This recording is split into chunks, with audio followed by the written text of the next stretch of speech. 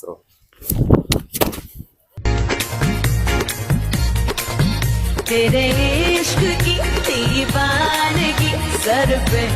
আসসালামু আলাইকুম এভরিওয়ান, কেমন আছেন সবাই? আশা করি সবাই ভালো আছেন। আলহামদুলিল্লাহ আমি অনেক ভালো আছি। তো এভরিওয়ান, আজকে এই ভিডিওতে আপনাদেরকে শেখাবো কিভাবে ব্যাক ফ্লিপ শিখবেন, মানে উল্টা ডিগবাজি। তাহলে ভিডিওটি শেষ পর্যন্ত দেখুন, শিখতে পারবেন আর নিজেকে চেঞ্জ করতে পারবেন। তাহলে শুরু করা যাক ব্যাক ফ্লিপ। সো সো এটা হচ্ছে ব্যাক ফ্লিপ আর বাংলা উল্টা ডিগবাজি। তো এই ফ্লিপ শেখার জন্য সর্বপ্রথম আপনার শরীর এক্সারসাইজ করে নেবেন। এক্সারসাইজ করা খুবই জরুরি। যদি হঠাৎ করে ফ্লিপ করতে যান তাহলে হয়তো সমস্যা হতে পারে, যে কোনো রগে টান খেতে পারে। আগে আপনার ওয়ার্ম আপ করে নেবেন। যেমন সিম্পল কিছু ওয়ার্ম আপ হচ্ছে, নর্মালি মানে বডি একটু এভাবে লাড়া দিয়ে দিবেন, ঠিক আছে? এই যে হাত ফুটে, মাজা ফুটে, ঠিক আছে? এগুলো কিন্তু জরুরি খুব। একটু বডিটা সারাই নেবেন, তাহলে একটু সুবিধা হবে আপনার জন্য। পাওটা একটু এভাবে সারাই নেবেন। খুবই ইজি এক্সারসাইজ, এগুলো কোনো ব্যাপার না। এক্সারসাইজ করা খুবই শরীরের জন্য অনেক উপকার। হ্যাঁ, তো এইভাবে একটু এক্সারসাইজ করে নেবেন, তারপর আপনারা ফ্লিপ শিখা ট্রাই করবেন। তো এখন ব্যাক ফ্লিপের 3টা স্টেপ আছে। সেই 3টা স্টেপ যদি আপনারা ফলো করতে পারেন তাহলে আশা করি ব্যাক ফ্লিপ আপনাদের হয়ে যাবে। আর ধরে ধরবেন, একটু প্র্যাকটিসটা রানিং রাখার, কন্টিনিউ। একদিন করবেন, 2 দিন করবেন, থাইমা যাবেন, এভাবে কিন্তু পারবেন না, ঠিক আছে?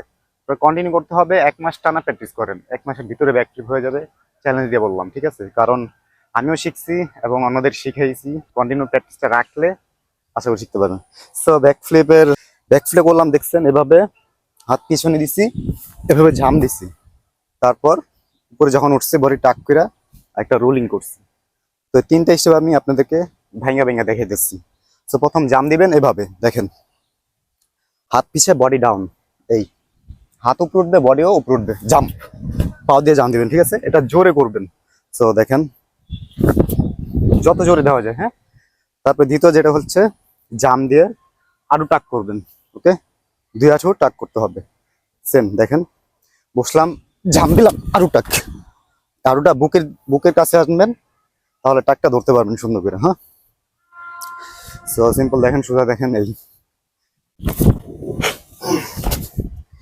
ঠিক আছে? তো এই হচ্ছে 2 নাম্বার স্টেপ।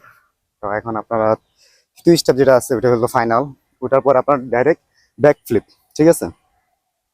সো ওটা হচ্ছে রুল। দেখেন কিভাবে রুলটা করি আমি। কুয়াশায় ঘাস ভিজে গেছে, তাও আমারই সমস্যা নেই। দেখেন, এভাবে বসবেন, আরো টাক করবেন। আগে কি করবেন, হিপটা দিবেন মাটিতে, তারপরে রুল। বডি এরকম বাস থাকবে। হ্যাঁ, যেরকম সোজা থাকলে কিন্তু রুল হবে না, এরকম বাস থাকবো, তাহলে রুল হবে সুন্দরভাবে। দেখেন, রেডি? বাস করলাম, এই আবার হাত দিলাম, এই একদম সিম্পল। বডি কিন্তু এমনি এমনি ঘুরে গেছে। বডি কিন্তু এভাবে কোকড়া করতে হবে, ঠিক আছে? ভাঁজ করতে হবে, তাহলে রুলটা সুন্দরভাবে হবে।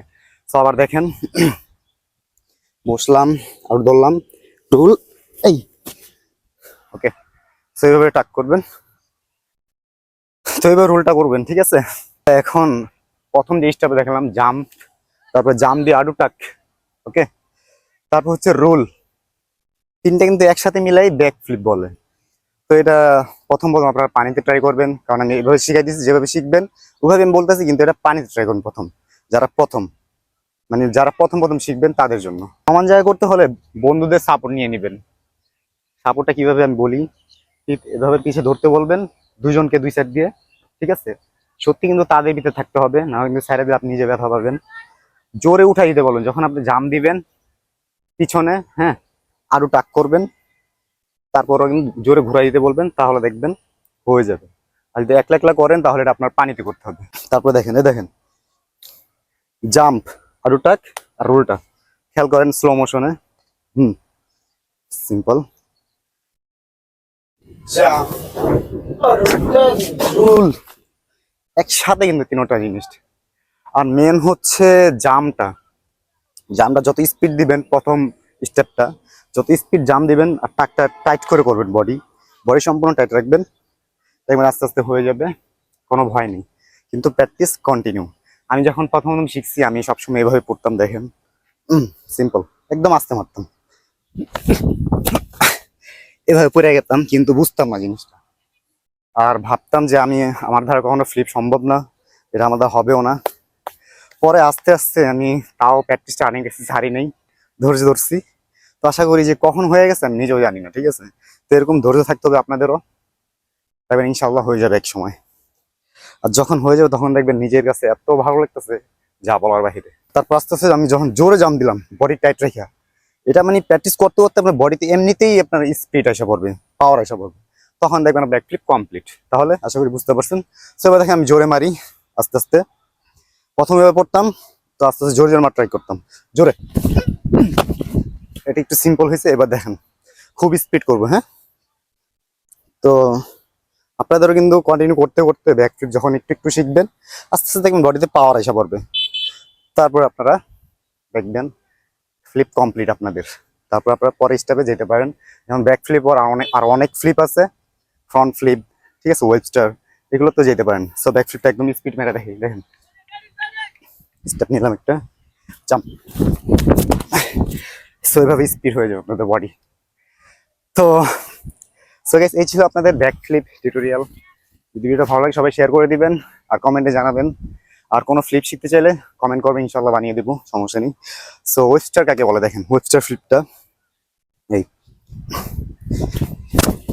এই এটা হচ্ছে ওয়েবস্টার। আপনারা ব্যাক ফ্লিপ শিখে থাকে, তারপরে পরের স্টেপে যান।